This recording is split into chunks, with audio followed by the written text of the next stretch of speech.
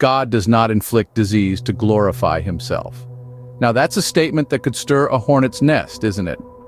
But bear with me as we explore this idea. The perception of God as a healer is often misconstrued, tangled up with notions that God brings about illness or misfortune to later enact divine healing. But consider this: God is already full of glory, eternally so.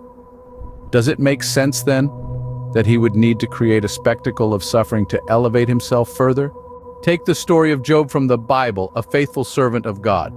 Despite his righteousness, he endured immense suffering. His livestock was stolen, his servants killed, his children lost, and he himself was afflicted with painful sores. Many attributed this to God's will, but let's dig deeper.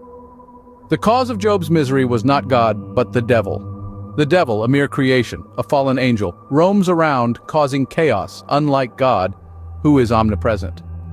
God allowed the devil to test Job, but he did not instigate the suffering. Now think about your own life. If God were to ask the devil to consider you, could you endure and glorify God like Job did? Or would you crumble under the pressure and blame God for your misfortunes? Remember, destruction is not God's doing, but he does allow it. The true architect of disease, disaster, and death is the devil. Yet there is hope. In the prophecies about the coming of Jesus, it is said that he will cleanse sins and impurities, remove worldly profits, and banish unclean spirits. When Jesus arrived, his main task was to drive out these unclean spirits, the handiwork of the devil. Jesus chose disciples to carry out this mission, to cast out demons and heal the sick. They were commanded to preach that the kingdom of heaven is near, to heal the sick, raise the dead, and drive out demons. Why? Because these spirits are the cursed ones, causing accidents, diseases, suffering, poverty, curses, and even death. When Jesus cast out unclean spirits, the sick were healed. When demons were driven out, the mute could speak, and those with epilepsy were cured. So ponder on this. Is God really the cause of disease?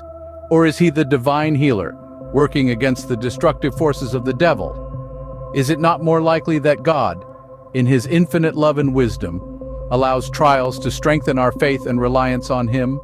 This is not about instilling fear of the devil, but rather a call to understand the true nature of God as a healer.